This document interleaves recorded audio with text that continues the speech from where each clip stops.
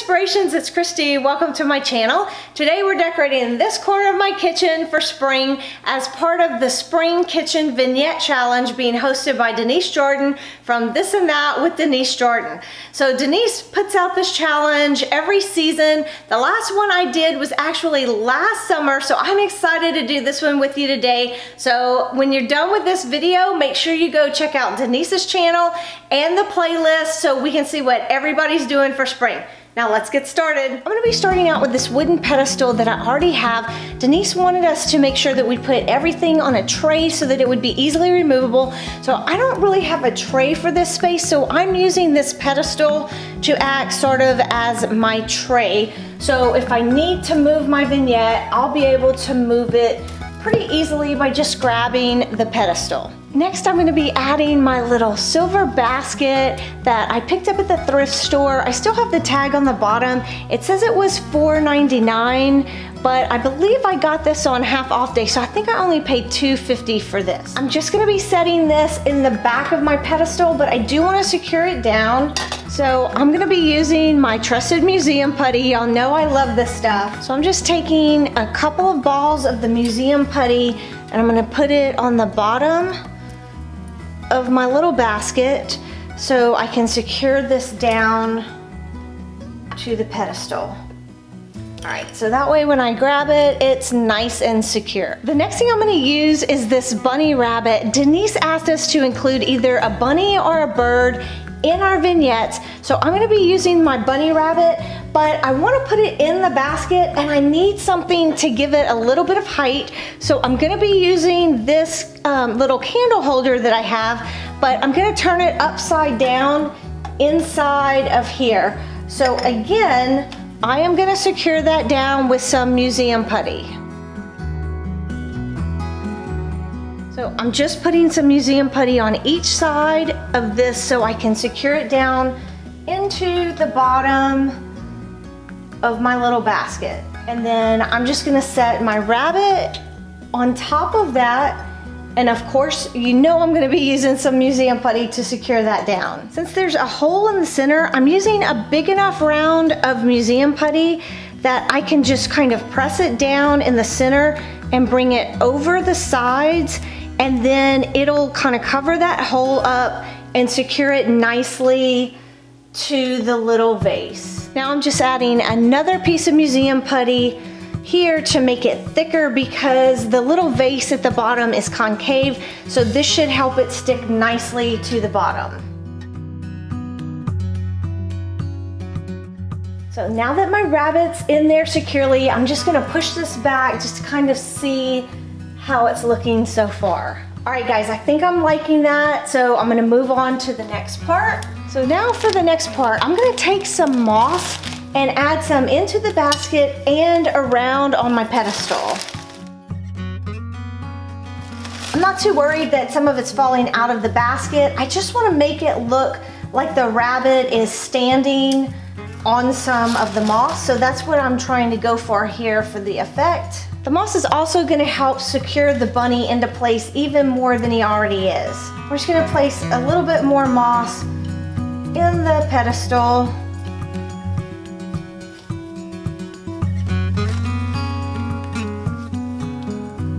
I'm gonna try to add some lavender into the basket. She did want us to add some florals to this, so I'm gonna start with the lavender. I just think lavender says spring to me. Every time I see lavender, I just can't help but think spring. So I don't know how this is gonna work. I'm just gonna have to play around with this a little bit to get it to go in the way that I want, especially now that I've put the moss into the little basket. So let's see what we can get here. I just want it to kind of spray out of the side like that. So I don't want him to cover up the bunny, but just sort of like that. So once I get it in place, I can play with it a little bit more, but I think that might work for now. I think the bottom with the moss needs just a little more color and some more flowers.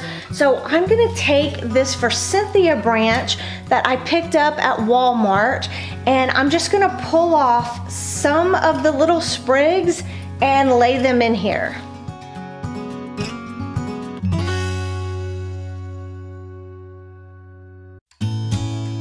right, I think that's looking pretty nice now. So this is what I'm gonna have on my pedestal, and I'm just gonna go ahead and put it into place, and then we will add a few more elements to the bottom. All right, we have that in place, and I think that is looking pretty good, but Denise did say she wanted us to add something with words, so I need to bring in that element, and I just feel like the bottom needs a little something else. So for the next element of our vignette, Denise wanted us to do something with words. So I'm gonna use this picture frame that I found. This is a Mikasa picture frame that I thrifted recently for $1, and I made a little sign to go inside of it. And guys, I played around with this quite a bit. So I started with this one. This was the original of what it looked like when I found this on Canva, and all I did was use the Instagram setting on Canva, and like I said, I found this as a template.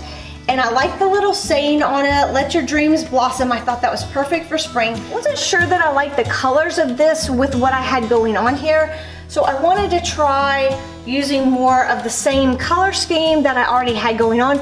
So then I made this one, and it says, again, let your dreams blossom. But I still wasn't totally feeling it. So I went ahead and made this one. Once I had this made on the Canva template, all I did was go to my print settings, and it gave me the option to reduce it to a certain percentage. So I tried a couple different percentages until I found what was gonna work in my picture frame, and the 25% option worked pretty well. And then I saw that I could use a little bit more, so I went up to 26%, and I ended up with this. And I will tack this down later, but for right now, I'm just gonna set it right here. And I think that looks really nice. Now I know Denise wanted us to have one big piece that we could pick up, but I'm not gonna be moving this a lot, so I think this is gonna be just fine. So I'm gonna cheat just a little bit and have it like that. Now, I do like the way that looks, but I think it needs a little something on the other side over here. So I'm gonna come in and add another piece of lavender over on this side. So I just wanted to fill that in.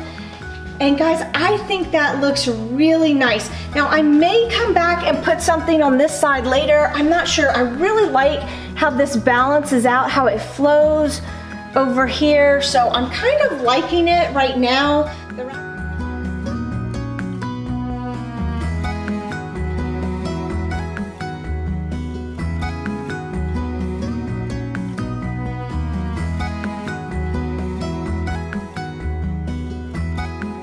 Alright guys, here it is, my spring kitchen vignette. I wanted to keep it fairly simple, but follow the rules that Denise gave us to the best of my ability. Like I said, these two pieces are not attached, but they're still easy enough to move if I need to move them.